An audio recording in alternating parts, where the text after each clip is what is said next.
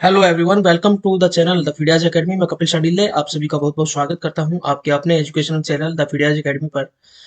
और अब हम शुरू करने वाले हैं हमारी आज की क्लास, एवीएस की क्लास। कुछ क्वेश्चन हम पहले डिस्कस कर चुके हैं, अब आगे बढ़ते हैं और कुछ थ्योरेटिकल पोर्शन भी साथ साथ कवर करने की कोशिश करेंगे। 10 क्वेश्चन डिस्कस करेंगे, लेकिन 10 क्वेश्चन के साथ कोशिश करेंगे 40-50 क्वेश्चन तक रिवाइज करें। चलिए शुरू करते हैं। पहला क्वेश्चन हमारा है कि बंगाल के विभाजन की घोषणा कब की गई थी और बंगाल का विभाजन कब हुआ था, ये भी देखें। ठीक है, बंगाल का विभाजन जो हुआ था 1905 में हुआ था। बहुत इंपॉर्टेंट है, बहुत बार आता है ये। ठीक है, रीजन क्या था? वहां पर जो क्रांतिकारी गतिविधियां बढ़ती जा रही थी बंगाल के अंदर, उसको कॉम्युनल बेसिस पे डिवाइड करने की बात थी। क्रांतिकारी गतिविधियां वहां पर बहुत ज्यादा बढ़ गई थी।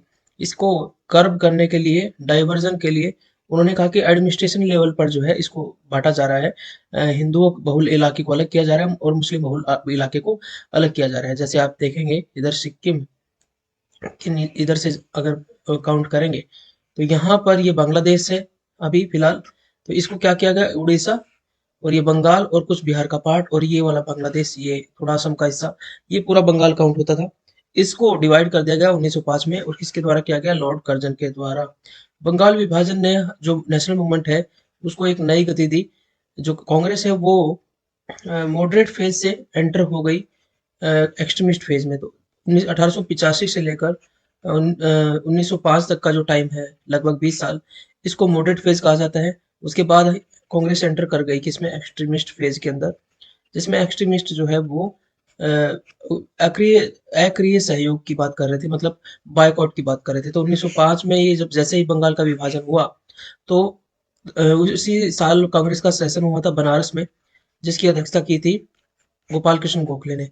तो इस सेशन में एक्सट्रीमिस्ट के दबाव में स्वदेशी आंदोलन जो चल रहा था, उस स्वदेशी आंदोलन आंदोलन को समर्थन दिया गया कांग्रेस के द्वारा। ठीक है। 1909 में क्या हुआ था? इंपॉर्टेंट साल है इसलिए डाला गया है। 1909 में मॉर्ले मिंटो सुधार आए थे। मॉर्ले मिंटो सुधार, मॉर्ले उस समय के वायसरॉय थे और मिंटो जो है उसने ये सुधार डिजाइन किए थे। और इसमें सेपरेट इलेक्टोरेट का जो है अधिकार दे दिया गया था मुस्लिम को। सेपरेट इलेक्टोरेट का मतलब क्या होता है? सेपरेट इलेक्टोरेट का मतलब होता है कि एक मुस्लिम अगर कैंडिडेट कहीं इलेक्शन में खड़ा होगा, उसे बस मुस्लिम ही जो है वोट कर पाएंगे, हिंदू नहीं कर पाएंगे। क्योंकि एक भावना पैदा कर दी गई थी कि मुस्लिमों के मुद्दे अलग हैं, उनके इश्यूज अलग हैं और हिंदुओं के इश्यूज अलग हैं। लेकिन गरीबी दोनों में ही है, अनपढ़ता दोनों में ही है, बेरोजगार दोनों में ही है। लेकिन दोनों ने ये मान भी लिया कुछ हद तक, हाँ शायद ये सही कह रहे हैं। तो यहाँ पर जब बंगाल विभाजन की घोषणा की, वो कम्युनल ग्राउंड पे की गई थी कि हिंदुओं का बहुल इलाका ये है। और लेकिन कहा गया कि एडमिनिस्ट्रेशन में दिक्कत हो रही है। लेकिन रीजन ये था कि वहां पर जो क्रांतिकारी गतिविधियां है, नेशनल मूवमेंट जो है अपने पीक पे पहुंच चुका था। वहां पर बहुत ज्यादा आंदोलन हो रहे थे। Which was a Marathi newspaper edited by Bal Gangadhar तिलक। बाल गंगाधर तिलक को एक अन्य उपनाम कहा जाता है जिसका नाम है लोकमान्य तिलक। ठीक है, लोकमान्य तिलक। बाल गंगाधर तिलक काफी एक्टिव गर्मपंथी थे, एक्सट्रीमिस्ट ग्रुप से बिलोंग करते थे। अगर गर्मपंथियों की बात करें हम, तो 3 लोगों के नाम काफी सुनने में आते हैं, एक लाल, एक बाल और एक पाल। ठीक है, लाला लाजपत राय जो पंजाब में एक्टिव थे, बाल गंगाधर तिलक जो कि महाराष्ट्र में, आज की महाराष्ट्र में बंबई में एक्टिव थे, और पाल, ये विपिन चंद्र पाल हैं जो कि बंगाल में एक्टिव थे। तो ये तीनों जो व्यक्ति काफी इंपॉर्टेंट है। इनमें से एक लोकमान्य तिलक, बाल गंगाधर तिलक है। इन्होंने एक कोटेशन दी कि freedom is my birth right and I will have it. मतलब स्वतंत्रता मेरा जब स्वराज मेरा जन्मसिद्ध अधिकार है और मैं उसे लेके रहूंगा। एक तो ये कोटेशन थी। दूसरा, इन्होंने कंट्रीब्यूट किया, शिवाजी फेस्टिवल शुरू किया और गणपति फेस्टिवल भी शुरू किया इन्होंने। तो इसकी वजह से एक नया फर्वर आ गया था महाराष्ट्र में, बंबई में। ठीक है, उसके साथ साथ इन्होंने एक और, देखिए मराठी न्यूज़पेपर है बाल गंगाधर तिलक के द्वारा, जिसका नाम है केसरी। काफी इंपॉर्टेंट है, जो कि इन्होंने शुरुआत की थी। और कौन सी भाषा में? तो मराठी में। लेकिन एक और न्यूज़पेपर था जिसका नाम है मराठा। इस मराठा न्यूज़पेपर को जो है इंग्लिश में इन्होंने पब्लिश किया था। ठीक है। अब एक और क्वेश्चन पूछा जाता है कि बाल गंगाधर तिलक को कौन से जेल भेजा गया था? ठीक है, इनको मांडले जेल भेजा गया था। ये बर्मा में है, आधुनिक म्यांमार में ये जेल है। वहां पर इनको निष्कासित कर दिया गया था। ठीक है। तो इस तरीके से एक अच्छा क्वेश्चन यहाँ से हुआ। और बाल गंगाधर तिलक एक ऐसे लीडर हैं जो कभी भी कांग्रेस के प्रेसिडेंट नहीं बन पाए। 1907 में इनके प्रेसिडेंटशिप की डिमांड हो रही थी और इसी वजह से इनको प्रेसिडेंट नहीं बनाया गया। और जो कांग्रेस का अधिवेशन है वो सूरत में स्थानांतरित किया गया। Surat at that time was part of Mumbai हालांकि, लेकिन ये भी रूल था कि जिस एरिया में कोई वो होता था, कांग्रेस का सेशन होता था, तो वहां का प्रेसिडेंट बनाने की बात नहीं होती थी। तो वहां पर डिमांड की जा रही थी और एक्सट्रीमिस्ट जो है काफी जो है डिमांड कर रहे थे। इसी वजह से 1907 में जब कांग्रेस का सेशन हुआ, तो जो मॉडरेट थे उन्होंने बिल्कुल एक्सट्रीमिस्ट को एकदम सेपरेट कर दिया, एलिनेट कर दिया, और वहां पर खूब कुर्सियां चली। और यहाँ पर 1907 में पहली बार सूरत अधिवेशन में कांग्रेस का पहला डिवीजन हुआ, कांग्रेस का विभाजन हो गया। ठीक है, मॉडरेट और एक्सट्रीमिस्ट के बीच में। अब यहाँ पर मॉडरेट किस चीज से जो है लुभाए हुए थे? अंग्रेजों ने 1909 के जो सुधार किए थे उसमें मॉडरेट्स को एक लालच दे दिया था कि आप सभी जो है ना 1907 के आसपास के हम सुधार लेके आ रहे हैं और संवैधानिक सुधार कर रहे हैं और भारतीयों को अधिकार देने वाले हैं। तो मॉडरेट को लगा कि शायद हम जो है उनको फेवर करेंगे, अगर एक्सट्रीमिस्ट को फेवर करेंगे अगर, तो ये सुधार शायद रुक जाएं, शायद हमें अधिकार ना मिले। तो मॉडरेट थोड़ा इस तरफ चले गए। लेकिन जैसे ही डिवीजन हुआ वैसे ही अंग्रेजों ने एक्सट्रीमिस्ट को जो है टारगेट करना शुरू किया और उन सबको पकड़ के जेल में डालना शुरू कर दिया, मतलब।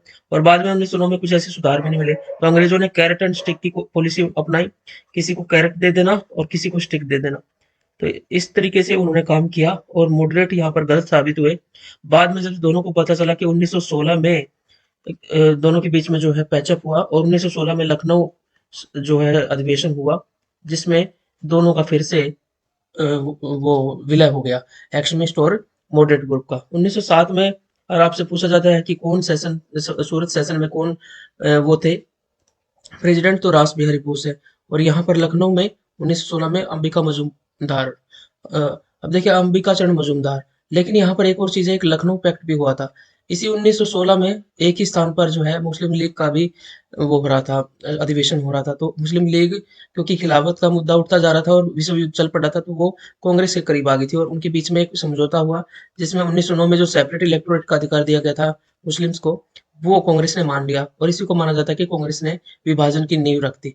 ठीक है, क्योंकि अगर एक जगह पे रहने वाले व्यक्ति अपने लिए लीडर अलग अलग चुनेंगे तो फिर अलग अलग देश की डिमांड भी होगी होगी। It was a book written by Dadabhai Naoroji. ठीक है, एक बहुत इंपॉर्टेंट बुक है। इसको जो है दादा भाई नौरोजी ने लिखा था और काफी इंपॉर्टेंट बुक थी। इसी बुक के अंदर पहली बार भारत की प्रति व्यक्ति आय, पर कैपिटा इनकम जो है वो इन्होंने कैलकुलेट की थी आधुनिक भारत में। प्रति व्यक्ति आय सबसे पहले भारत में किसने करी कैलकुलेट? दादा भाई नौरोजी ने की। और ये आय एक्टिवेट करते हुए उन्होंने बताया कि हमारी जीडीपी का एक बड़ा हिस्सा अंग्रेज उठा के ले जाते हैं, ये यहाँ पर री इन्वेस्ट नहीं होती। ठीक है, तो हमारी जीडीपी में मान लीजिए 100 रुपए का सामान, हमारी जीडीपी 100 रुपए की है, तो इसका एक बड़ा हिस्सा 30-40 रुपए तो अंग्रेज ही उठा ले जाते हैं। ठीक है, इसकी वजह से हमारी जीडीपी 70 की रह जाती है। हर साल जो है हमारी जीडीपी जितना ग्रोथ करती है उसका बड़ा हिस्सा अंग्रेज ले जाते हैं। जितना नादिर शाह भी लूट के नहीं गए उससे ज्यादा ये लूट के गए हैं। तो ये एक पुस्तक थी, poverty and un British rule in India. ठीक है, दादा भाई नौरोजी, इन्होंने 1866 में ईस्ट इंडिया एसोसिएशन की स्थापना की थी लंदन में। और ये पहले व्यक्ति थे जो हाउस ऑफ कॉमन्स में भारत के व्यक्ति जो सिलेक्ट हुए थे। ये बिजनेसमैन थे, पारसी समुदाय से थे, और इन्होंने जो समाज सुधार आंदोलन थे उसमें पारसी धर्म में सुधार किया और शिक्षा को बढ़ावा दिया। और आपको इसकी एक संस्था है रहनुमाई ऐसे कुछ करके है, रहम इसका नाम जो है आपका क्वेश्चन है कि इसका पूरा नाम बताइए। तो ये इन्होंने जो है एक सभा स्थापित की थी जो पारसी धर्म को फिर से रिजेनरेट कर रही थी। अब देखिए यहाँ पर एक पुस्तक है, इसका नाम आपको बताना पड़ेगा क्योंकि पुराने स्टूडेंट, इसका नाम बताइए। मैं सोशल रिफॉर्म करवाऊंगा तब इसके राइटर का नाम बताऊंगा, लेकिन यहाँ आप रिकॉल कर लीजिए कि स्त्री पुरुष तुलना जो है किसने लिखी थी, काफी इंपोर्टेंट है। गुलामी, स्लेवरी नहीं, गुलामगिरी अगर पूछा है आपसे तो उसका आंसर आप दे सकते हैं। गुलामगिरी किसके द्वारा लिखी गई थी? एक व्यक्ति है जो सोशल रिफॉर्मर रहे हैं, जिनका नाम है ज्योतिबा फूले, महात्मा फूले भी नाम है उनका। ज्योतिबा फूले ने गुलामगिरी नाम से एक पुस्तक लिखी, काफी इंपोर्टेंट पुस्तक है। उसके बाद माई एक्सपेरिमेंट्स विद ट्रुथ, सत्य के साथ मेरा प्रयोग, ये पुस्तक किसने लिखी थी? ये महात्मा गांधी की आत्मकथा है। ठीक है, महात्मा गांधी की आत्मकथा है, काफी इंपोर्टेंट है, ये पेपर में बहुत बार आती है। नेक्स्ट क्वेश्चन पे बढ़ते हैं, क्या कहता है। लाला लाजपत राय को इस एक संस्था के जो है एक समाज के सक्रिय सदस्य थे, काफी सक्रिय रूप से उसमें उसकी एक्टिविटीज में पार्टिसिपेट करते थे। ब्रह्म समाज, प्रार्थना समाज, आर्य समाज और वेद समाज। अभी ब्रह्म समाज की बात करें तो 1828 में ब्रह्म सभा और ब्रह्म समाज की स्थापना राजा राममोहन राय ने की थी। प्रार्थना समाज भी बहुत पहले ही हो गया था, वेद समाज भी काफी पहले हो गया था। तो ये लाला लाजपत राय का एरा कौन सा है? 1928 में जब साइमन कमीशन आया उस समय की बात चल रही है।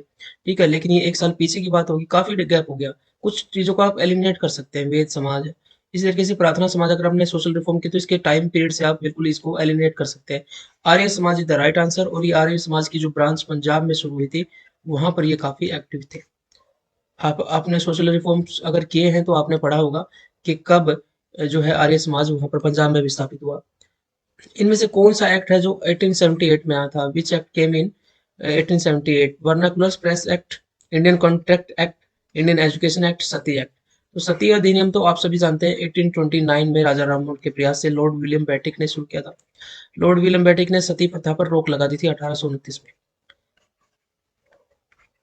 ठीक है, लॉर्ड विलियम बेंटिक, आप इसके बारे में अगर कुछ चीजें याद रखना चाहते हैं तो ये last governor general of Bengal थे और भारत के प्रथम गवर्नर जनरल थे। क्योंकि 1833 का जो चार्टर एक्ट है वो क्या कहता है कि गवर्नर जनरल ऑफ बंगाल को गवर्नर जनरल ऑफ इंडिया बना दिया गया था। सेंट्रलाइजेशन की, केंद्रीयकरण की भावना शासन में आ गई थी, और ये बाकी गवर्नर्स को भी कंट्रोल करेंगे। अब यहाँ पर एक एक्ट आया था, वर्नाकुलर प्रेस एक्ट, और इसमें क्या किया गया था कि वर्नाकुलर प्रेस एक्ट, जो स्थानीय भाषा के समाचार पत्र थे। देखिए, एक बढ़िया बात मैं आपको बताता हूँ कि उस समय पे इतना एक पुनर्जागरण हो गया था कि जो भी थोड़ा सा रसूख वाला व्यक्ति होता था, जिसके भी पास थोड़े से पैसे होते थे, उसका टारगेट क्या होता था कि एक समाचार पत्र शुरू करूंगा। ठीक है, हर व्यक्ति जो थोड़ा पैसे वाला था वो एक समाचार पत्र शुरू करता था। तो अपना ड्यूटी उनकी जो थी ना, जो लोगों को जागने जगाने का काम, लोगों को एजुकेट करने का काम, लोगों के अंदर जो है पॉलिटिकल ओपिनियन मेकिंग का काम जो है, उसकी उनकी जो ड्यूटी थी कि पढ़े लिखे के ऊपर जिम्मेदारी है और अमीर लोगों के ऊपर जिम्मेदारी है, तो वो लोग इसका जो है काम कर भी रहे थे। वर्नाकुलर प्रेस एक्ट ऐसे ही लोगों के उन समाचार पत्रों को दबाने के लिए लेके आया गया था। स्थानीय भाषा के जो पत्र वो थे, समाचार पत्र थे, पब्लिकेशंस थे, प्रेस थी, वो स्थानीय भाषा के जितने भी थे, वो कहते उन्होंने कहा कि ये सारे देशद्रोह कर रहे हैं, मतलब शासन के खिलाफ विद्रोह कर रहे हैं। इसलिए इस एक्ट में सभी प्रेस को बंद कर दिया गया और उनकी सारी मशीन वगैरह को जब्त कर लिया गया था। इसलिए इसको जो है बहुत एक बोलने की आजादी पर प्रतिबंध लगाने वाला एक्ट था। किसने शुरू लगाया था ये? लॉर्ड मिंटो ने लगाया था। ठीक है, तो लॉर्ड मिंटो ने इसको लगाया। नहीं, लॉर्ड मिंटो ने लगाया था, नहीं, लॉर्ड लिंटन ने, सॉरी, लॉर्ड लिंटन है सही नाम। ठीक है, ये आर्म्स एक्ट भी लेके आए थे, तो काफी ये इनफेमस रहे हैं भारत के, अगर भारतीयों की नजर में देखें तो।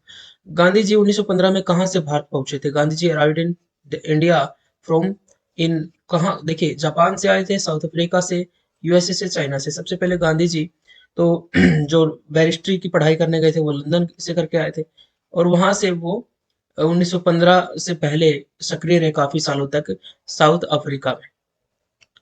ठीक है, साउथ अफ्रीका में उनकी कई कई एक्टिविटी है। उन्होंने टोल्स्टॉय फॉर्म वहां पर स्थापित किया। टोल्स्टॉय, लियो टोल्स्टॉय की पुस्तक से प्रभावित थे और टोल्स्टॉय फॉर्म की स्थापना वहां पर की उसने, उन्होंने। अब दूसरी चीज जो है, वहां पर उन्होंने नेशनल कांग्रेस की स्थापना की। ठीक है, और जब वो वहां से आ रहे थे तो उन्होंने हिंद स्वराज पुस्तक लिखी, हिंद स्वराज नाम से पुस्तक भी लिखी थी। ठीक है, तो इंडियन ओपिनियन नाम से एक समाचार पत्र भी उन्होंने शुरू किया था। इंडियन ओपिनियन क्या था कि वहां पर एक एक बुरी प्रथा चल रही थी जिसको कहते हैं अपार्थाइड, रंग भेद की नीति। ठीक है, तो इसके अंदर क्या होता था, जो काले रंग के व्यक्ति, नेटिव पीपल थे या इंडियन लोग वहां गए हुए थे, उनके साथ दोयम दर्जे का व्यवहार किया जाता। They were treated like they are inferior, और उनको अधिकार नहीं दिए हुए थे, उनको लिए कोई सुविधाएं नहीं थी, ना हेल्थ की सुविधाएं थी। मैली बस्तियों में उनको रहने को कहा जाता था। एजुकेशन की सुविधा नहीं थी, वोटिंग का अधिकार नहीं था। इसके साथ साथ अगर उन्होंने ईसाई तरीके से अगर मैरिज नहीं की है तो ऐसी मैरिज को मान्यता नहीं दी जाती थी। और इसके अलावा लेबर्स का जो शोषण हो रहा था वो तो था ही था। तो इन सबको देखते हुए उन्होंने काफी लोग टाइम तक जो है वहां पर अपना, क्वेश्चन आता है कि गांधी जी ने अपना पहला सत्याग्रह का प्रयोग कहाँ पर किया? भारत में अगर पूछता है तो वो चंपारण हो जाता है। ठीक है, चंपारण सत्याग्रह भारत में उनका पहला सत्याग्रह का प्रयोग था। लेकिन अगर पूछे कि उसमें ऑप्शन दक्षिण अफ्रीका भी दिया हो तो दक्षिण अफ्रीका में किया था पहला प्रयोग। भारत में ये है, लेकिन उससे पहले दक्षिण अफ्रीका में भी किया था। बाकी किसी देश से कोई लिंकेज नहीं बनेगी, तो इस क्वेश्चन को आगे बढ़ाने का फायदा नहीं है। अब बात करते हैं कि बंगाल के विभाजन को किसके द्वारा समर्थन दिया गया था? Partition of Bengal. देखिए, ये प्रकार बंगाल का विभाजन जो है ना, जो है वो एक पॉलिटिकल मूव था, किसकी तरफ से? अंग्रेजों की तरफ से। उनको कुछ कुछ ऐसे लोग थे जो अपना पॉलिटिकल हित साधना चाहते थे। तो जैसे ही 1885 में कांग्रेस की स्थापना हुई थी, ठीक है, तो ये चीज को प्रमोट किया गया था डफरिन के द्वारा कि ये तो सूक्ष्मदर्शी लोगों का समूह है। उसके बाद सर सैयद अहमद खां भी मुस्लिमों को कह रहे थे कि आप जो है इसको ज्वाइन मत कीजिए, ये तो हिंदू की पार्टी है। ठीक है, तो ऐसी ऐसी कुछ चीजें, लेकिन काफी मुस्लिमों ने ये ज्वाइन की हुई थी। तो इसी को प्रमोट करते हुए 1905 में उनकी जो फूट डालो राज करने की नीति थी, उसी के तहत लॉर्ड मिंटो बुलाते हैं कुछ मुस्लिम लीडर्स को और कहते हैं कि आप भी इन्हीं की तरह एक जो है संगठन बनाइए जिसका नाम है मुस्लिम लीग। ठीक है, तो मुस्लिम लीग की स्थापना हुई 1906 में। आगा खान ने और नवाब सलीमुल्लाह जो कि बंगाल के रीजन में थे, उन्होंने उनको कहा कि हम डिवीजन कर देंगे और मुस्लिम के बेस पे और आपका होल्ड हो जाएगा वहां पर। तो वो उससे कुछ समर्थन दे रहे थे बंगाल विभाजन को। तो यहाँ पर सही आंसर होगा। देखिए बाकी चीजें भी आप काट सकते हैं। स्वराज पार्टी तो 1924 में स्थापित हुई थी, ये 1905 में कैसे समर्थन कर देगी? तो ये तो एलिमिनेशन मेथड से ही कट जा रहा है। कम्युनिस्ट पार्टी काफी बाद में हुई और कांग्रेस तो विभाजन के खिलाफ थी। तो सही आंसर हमारा सीधे सीधे निकलता है मुस्लिम लीग। ठीक है, मुस्लिम लीग ने उस समय पर बंगाल विभाजन को जो है समर्थन दिया, लेकिन बाद में उसे भी 1916 के आसपास ये फील हो गया था कि तुर्की में इनके जो धर्मगुरु है उसके खिलाफ उनके साथ अच्छा ट्रीटमेंट ब्रिटिशर्स और अंग्रेज नहीं करेंगे। अब चलते हैं नए क्वेश्चन के पास। नया क्वेश्चन क्या कहता है देखते हैं। पहला सफलतापूर्ण आंदोलन था भारत में गांधी जी के नेतृत्व में कौन सा? It was the first movement successfully led by Gandhi ji in India. Champaran movement, Natal movement, quit India movement and Punjab movement, कौन सा था? तो अभी हमने आपको बताया चंपारण बिहार का एक स्थान है जहां पर नील की खेती के लिए विवश किया जा रहा था और वहां पर तिलकठिया पद्धति थी। मतलब अपनी जमीन के 20 हिस्से में से 3 हिस्से पर आपको नील की खेती करनी ही पड़ेगी। और इस नील की हमें जरूरत नहीं थी। इस नील को ब्रिटेन की जो फैक्ट्री थी उनमें कपास से कपड़े बनाए जाते थे, वहां पर उसको रंग रंग करने के लिए यूज किया जाता, कलर के लिए यूज किया जाता था।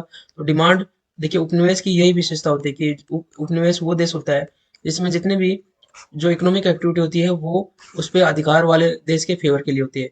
तो भारत में नील की खेती से हमें कोई फायदा नहीं, जो जिसने हम पर अधिकार किया हुआ है उसको इसका फायदा मिलना है। तो इसके खिलाफ वहां आंदोलन चला, चंपारण आंदोलन।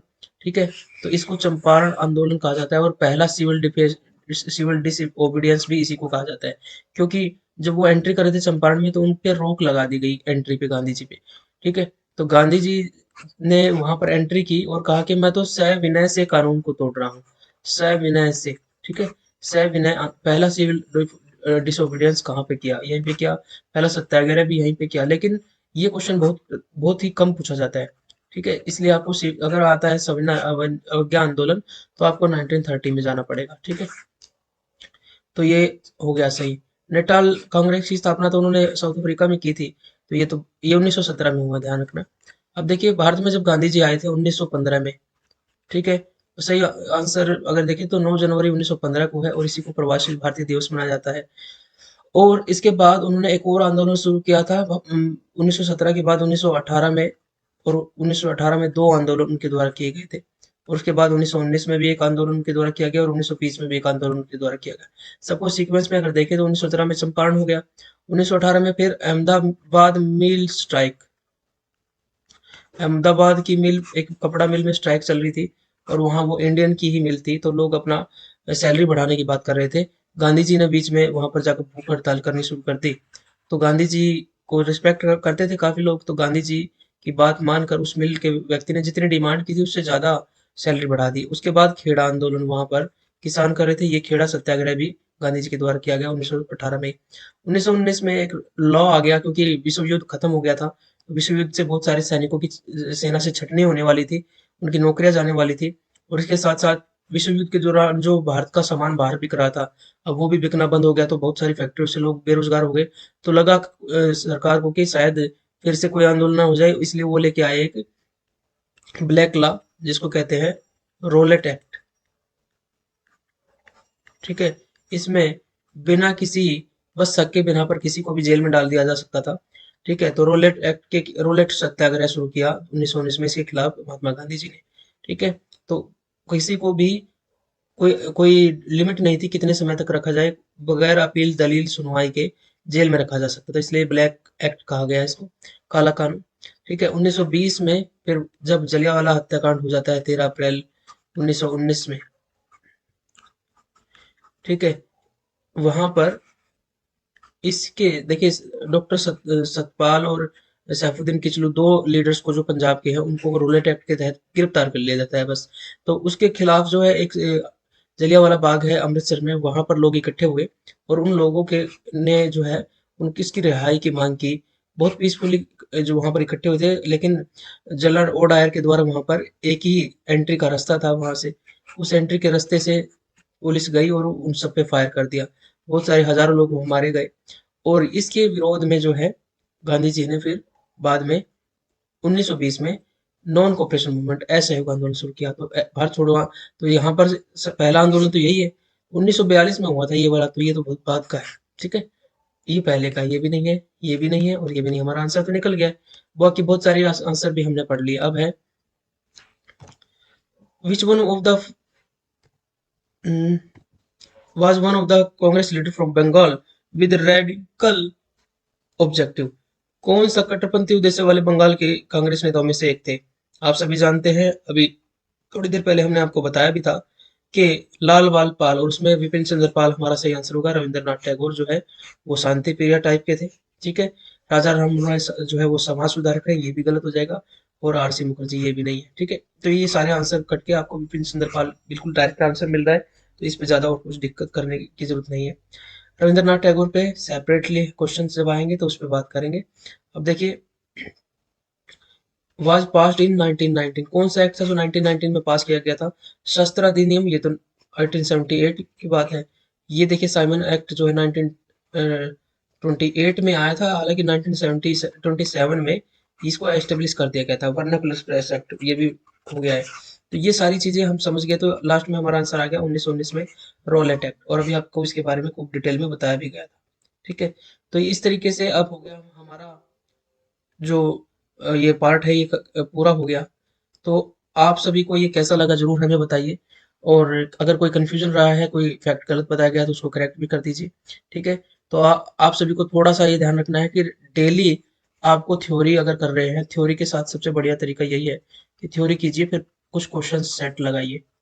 क्वेश्चन सेट लगाएंगे तो आपको अपनी तैयारी का पता चलता रहेगा। एक एक थ्योरी के रिवीजन के साथ एक बढ़िया रिवीजन यहाँ भी हो जाएगा। तो दो रिवीजन एक साथ होने चाहिए, ये काफी अच्छी स्ट्रेटेजी रहती है। अगर आप रिवीजन के बीच में गैप बनाते हैं, रिवीजन के बीच में गैप बनाने की वजह से आपकी तैयारी बढ़िया नहीं हो पाती। रिवीजन के बीच में गैप ज्यादा नहीं होना चाहिए। तो इसका एक सबसे बढ़िया तरीका यही होता है कि आप थ्योरी पढ़ लीजिए, उसके साथ क्वेश्चन लगा लीजिए। क्वेश्चन लगाएंगे तो आप क्या गलती करते हैं वो भी आपको पता चल जाती है, तो वो गलतियां आप फिर एग्जाम में नहीं करेंगे। ठीक है, तो इस तरीके से आप अपने जो स्ट्रेटजी के साथ अच्छी तैयारी कर सकते हैं। चलिए मिलते हैं एक नए वीडियो में। अभी आपके साथ जो है सुबह एक वीडियो शेयर किया जाएगा, किया गया है, तो आप उस वीडियो को जरूर देख लें। अगर नहीं देखा है तो काफी मोटिवेशनल वीडियो है।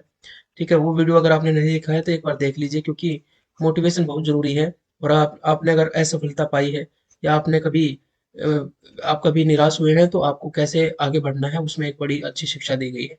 मिलते हैं नई वीडियो के साथ। अपना ध्यान रखिए। जय हिंद, जय भारत, खुश रहिए, अच्छे से पढ़िए, खूब मेहनत